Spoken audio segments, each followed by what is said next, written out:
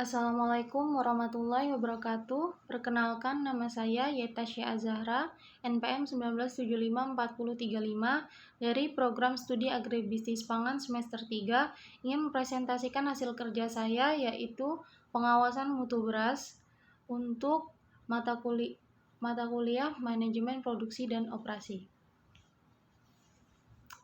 Latar belakang. Beras adalah makanan pokok paling penting bagi penduduk Indonesia. Beras juga merupakan sumber utama pemenuhan gizi yang meliputi kalori, protein, lemak, dan vitamin. Perusahaan umum Bulog memiliki tanggung jawab untuk peningkatan stabilisasi dan pengelolaan persediaan bahan pokok dan pangan. Kemudian, rumusan masalah. Berdasarkan standar mutu yang dibuat oleh SMI, standar mutu kualitatif beras meliputi bebas hama dan penyakit, bebas bau busuk, asam, dan bau lainnya, bebas dari bekatul, dan bebas dari tanda-tanda adanya bahan kimia yang membahayakan. Namun, dalam proses penyimpanan, beras bisa terserang hama dikarenakan tidak terjaganya kebersihan pada gudang. Adapun metode penelitian ini dilaksanakan di Perusahaan Umum Bulog, Subdivisi Regional Medan di Jalan Sisingamangaraja, KM 10,2 selama kurang lebih 1 bulan. Data dalam penelitian ini adalah data sekunder. Data yang digunakan dalam laporan ini berjumlah 12 data, berupa data jumlah stok beras dan turun mutu bulan Januari sampai dengan Desember pada tahun 2017. Data metode analisis. Mengumpulkan data bulanan stok beras dan data beras yang turun mutu, kemudian melakukan analisis kerusakan beras, membuat peta kendali, menganalisis data beras pada peta kendali, menganalisis biaya pengawasan mutu real, menghitung optimalisasi biaya pengawasan mutu. Kemudian, data yang digunakan dalam laporan ini berjumlah 12 data, berupa data jumlah stok beras dan turun mutu bulan Januari sampai dengan Desember pada tahun 2017. Dalam melakukan pengawasan mutu, langkah pertama yang akan dilakukan adalah membuat check sheet. Check sheet berguna untuk mempermudah proses pengumpulan data serta analisis. Selain itu pula, berguna mengetahui seberapa besar beras yang turun mutu. Data yang digunakan yaitu data berupa stok gudang per bulan dan data beras yang turun mutu per bulan. Adapun hasil pengumpulan data yang telah dilakukan dapat dilihat pada tabel berikut, yang menunjukkan jumlah stok beras dan turun mutu beras pada bulan Januari sampai dengan Desember 2017. Kemudian, analisis peta kendali. Untuk menghitung presentasi kerusakan secara keseluruhan, kita menggunakan rumus sebagai berikut. Pi sama dengan jumlah kerusakan dibagi dengan jumlah dari ukuran subkelompok atau jumlah total stok beras, maka didapat sama dengan 7.402.441 dibagi dengan 195.756.018,16 didapat sama dengan 0,0375. Lalu, untuk menghitung standar deviasi, yakni SP sama dengan akar Pi dikali dengan 1 dikurang Pi dibagi dengan jumlah atau P, presentasi kerusakan secara menyeluruh, dibagi dengan jumlah rata-rata total data, maka didapat akar dari 0,0375 dikali dengan 1 dikurang 0,0375 dibagi 16.429.668,18 sama dengan 0,01. Adapun untuk menghitung batas atas dan batas bawah, itu kita menggunakan rumus sebagai berikut. UCL atau batas pengendalian atas sama dengan rata-rata kerusakan ditambah 3 kali jumlah standar deviasi, maka didapat 0,0375 ditambah 3 dikali 0,004 sama dengan 0,068.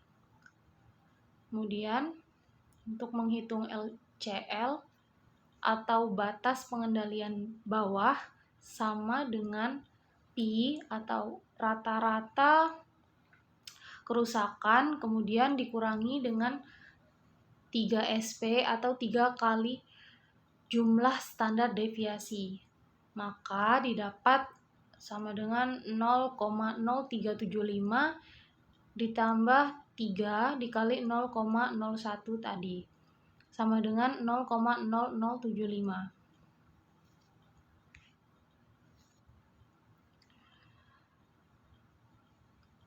Analisis biaya pengawasan mutu. Yang pertama ada biaya pengawasan mutu, itu dihitung menggunakan rumus sebagai berikut. QCC atau Quality Control Circle sama dengan RO dibagi dengan Q, kemudian didapat RO itu sama dengan 197.156.018,16 dikali dengan Rp543.000 dibagi dengan 7.402.441, kemudian didapatkan hasilnya yaitu 14.262.218,32 rupiah. Adapun biaya jaminan mutu kita dapat menghitungnya menggunakan rumus sebagai berikut. QAC atau Quality Assurance Cost itu sama dengan C dikali dengan Q. Kemudian didapat C itu sebesar Rp100, kemudian dikali dengan Q yaitu 7.402.441, kemudian didapatkan hasilnya Rp740.244.100. Kemudian untuk total biaya mutu dihitung menggunakan rumus sebagai berikut. TQC atau Total Quality Control yakni hasil penjumlahan dari biaya pengawasan mutu dan biaya jaminan mutu, maka TQC sama dengan QCC ditambah dengan QAC sama dengan 14.462.218,32 itu untuk QCC ditambahkan dengan 740.244.100 rupiah itu untuk QAC sama dengan 754.706.318,3 rupiah. Adapun untuk menghitung optimalisasi biaya itu menggunakan rumus sebagai berikut. Q sama dengan akar dari RO dibagi dengan C. Adapun RO itu sama dengan 197.156.018,16 dikali dengan Rp543.000 dibagi dengan 100, maka didapatkan hasilnya sama dengan 1.034.677,331 kg.